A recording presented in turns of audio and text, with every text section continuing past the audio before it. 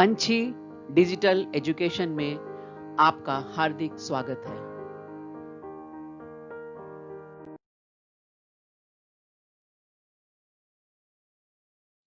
गुणवत्तापूर्ण उत्कृष्ट शैक्षणिक वीडियोस के लिए आइए पंछी डिजिटल एजुकेशन। इसे अधिकाधिक देखें, लाइक करें और सब्सक्राइब भी करें।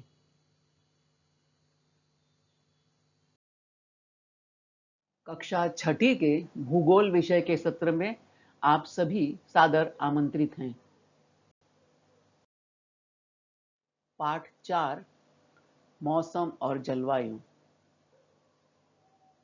Weather and climate.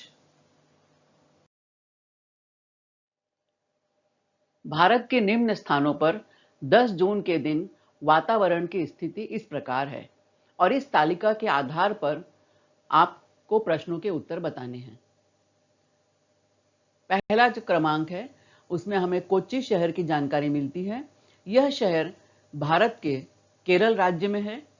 समय है दोपहर के 12:30 बजे और वातावरण कैसा है वहां का? बादल छाए हुए हैं।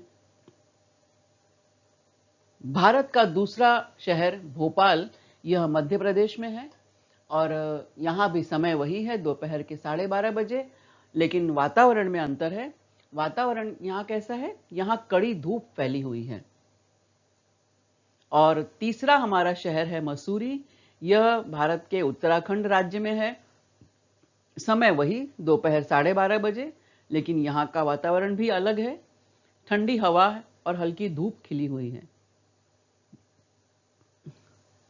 अब जो नीचे के प्रश्न हम देखते हैं कि किस स्थान पर सूखने के लिए डाले हुए कपड़े जल्दी सूखेंगे, कारण सहित बताओ। अब 3 शहरों में हैं, हमने कपड़े सूखने के लिए डाले हैं, तो किस जगह पर कपड़े जल्दी सूखेंगे ये बताना है। दूसरा प्रश्न है किस स्थान के कपड़े देर से सूखेंगे और क्यों। और तीसरा प्रश्न है इन स्थानों के वातावरण की स्थिति सदैव ऐसी ही रहेगी अथवा उसमें बदलाव आएगा। देखते हैं आगे इसका क्या समाधान हमें मिलता है।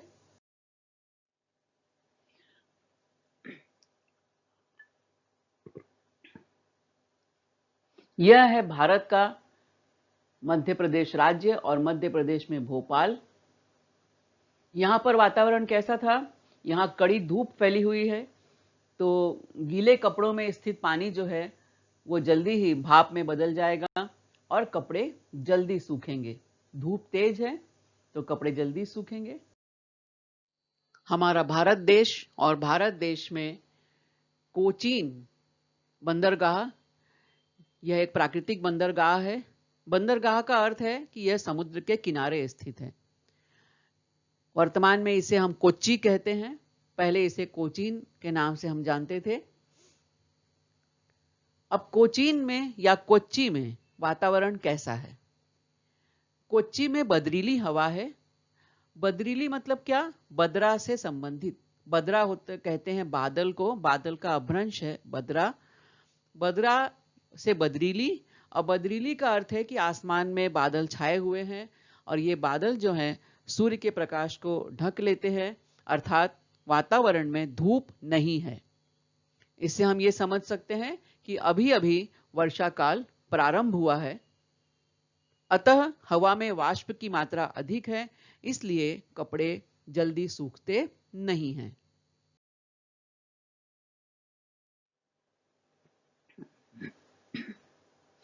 यह है हमारा भारत देश और भारत देश के भोपाल से और भारत के अन्य स्थानों से कर्क रेखा गुजरती है।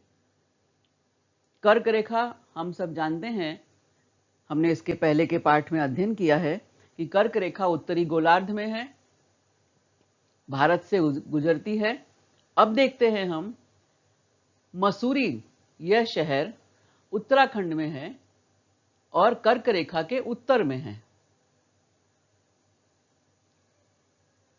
अब कर्क रेखा के उत्तर में होने का क्या परिणाम होता है कि सूर्य की किरणें कर्क रेखा से उत्तर की ओर यदि हम देखें तो तिरछी पड़ती हैं और सूर्य की किरणें वहां तिरछी पड़ती हैं, इसलिए क्या है, वहां गर्मी कम होती है, क्योंकि वहां सूर्य की ऊष्मा कम मिलती है। और पर्वतीय प्रदेश है, पर्वतीय प्रदेश होने से हवा ठंडी होती है। ठंडी हवा और हल्की धूप के कारण कपड़ों के सूखने में अधिक समय लगता है। अलग अलग प्रकार के हम मौसम देख रहे हैं। उष्णता है, कहीं पर सूर्य की तेज प्रखर धूप है, कहीं पर हवा बिल्कुल सूखी हुई है और कहीं हवा तेज बह रही है। इन सभी स्थितियों में कपड़े जल्दी सूखते हैं और हम देखते हैं कि इस प्रकार वातावरण में भी निरंतर परिवर्तन होते रहता है। सदैव एक जैसा वातावरण नहीं रहता।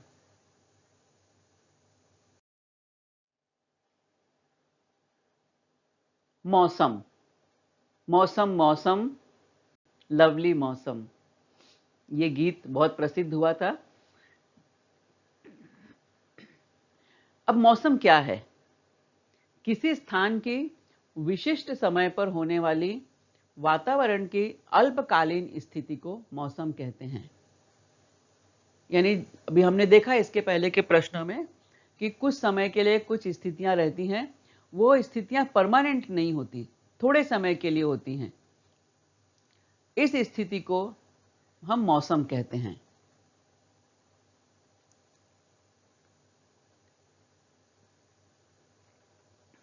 मौसम के घटकों का हमारे दैनिक व्यवहारों तथा जीवन पद्धति पर प्रभाव पड़ता है। अभी हमने बात की मौसम की। आप भी कभी कभी इस तरह से बातें करते होंगे आपस में कि आज सुबह कितनी ठंडी थी। कभी हम कहते हैं बाप रे, दोपहर में कितनी गर्मी लग रही थी।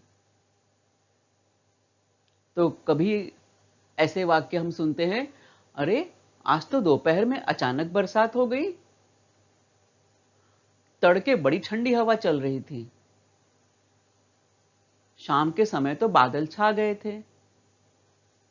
और अभी कुछ दिन पहले ही हमने शरद पूर्णिमा का उत्सव मनाया है, तो उस दिन हमने जरूर ये कहा होगा कि रात में कितनी सुंदर चांदनी फैली हुई थी, हवा के भी मस्त झोंके चल रहे थे।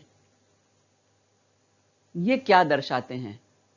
यह हम हर एक स्थिति में थोड़े समय के लिए स्थिति रहती है, क्योंकि हमने क्या कहा, सुबह ठंड थी लेकिन दोपहर में गर्मी थी, शाम के समय बादल छा गए थे। यानी दोपहर, सवेरे, शाम, रात, ये अलग अलग समय हैं और अलग अलग समय की अलग अलग स्थितियां हैं। और ये स्थितियां कैसी हैं? अल्पकालीन स्थितियां हैं। और इन्हीं अल्पकालीन स्थितियों को हम मौसम कहते हैं। अब देखते हैं कि जनवरी से दिसंबर यानी साल के पूरे 12 महीने, इस संपूर्ण वर्ष की कालावधि में सामान्यतः कौन सी ऋतु किस महीने में आती है? गर्मी की ऋतु, बरसात की ऋतु और सर्दी की ऋतु। मोटे रूप में हम ये तीन मुख्य ऋतुओं की बात करते हैं। तो गर्मी की ऋतु में कौन कौन से महीने हैं? यानी फरवरी, मार्च, अप्रैल और मई, ये जो 4 महीने हैं मुख्य रूप से ग्रीष्म ऋतु के महीने माने जाते हैं या गर्मी की ऋतु होती है इन महीनों में। इसके बाद आता है जून, जुलाई, अगस्त, सितंबर, यह मुख्य रूप से बरसात के महीने होते हैं। और अक्टूबर, नवंबर, दिसंबर और जनवरी, यह मुख्य रूप से शीत ऋतु यानी सर्दी की ऋतु के महीने होते हैं। अभी नवंबर का महीना चल रहा है और आपको रात को, देर रात में या सवेरे हम जब जल्दी उठते हैं तो हल्की सी ठंड का एहसास होता है। दिसंबर में ठंडी ज़्यादा होती है, जनवरी में बहुत ज़्यादा, और उसके बाद ठंडी कम होने लगती है मकर संक्रांति के बाद। मकर संक्रांति आती है 14 जनवरी को। वर्षा काल में हम कौन से विशेष कपड़े पहनते हैं? वर्षा काल में हम रेनकोट पहनते हैं, जिससे हमारे अंदर के कपड़े भीगते नहीं हैं और पानी से, बारिश से हमारा बचाव होता है। ऊनी कपड़े हम कब पहनते हैं? सर्दी के मौसम में ऊनी कपड़े पहनते हैं, कंटोप पहनते हैं, जहाँ बहुत ज़्यादा ठंडी पड़ती है वहाँ हाथों में ग्लव्स पहनते हैं, ऊनी ग्लव्स पहनते हैं। अब मुंबई में तो इतनी ठंड नहीं पड़ती कि हमें ग्लव्स पहनने की नौबत आए, लेकिन भारत के कई राज्यों में, उत्तर भारत के कई राज्यों में बहुत कड़ाके की ठंड पड़ती है और वहाँ पर हाथों में ग्लव्स, दस्ताने पहने जाते हैं। महीन सूती वस्त्रों का उपयोग मुख्यतः किस ऋतु में किया जाता है? फटाफट आप बता दोगे, मुझे पता है, गर्मी की ऋतु। प्रत्येक ऋतु की विशिष्ट कालावधि होती है। वर्ष के लगभग उसी कालखंड में हम उन ऋतुओं का अनुभव करते हैं, इन ऋतुओं को महसूस करते हैं। जैसे अभी हमने बात की कि फरवरी, मार्च, अप्रैल, मई, ये जो 4 महीने हैं ये विशेष काल हैं, यानी इन 4 महीनों में हमें गर्मी का अनुभव होता है।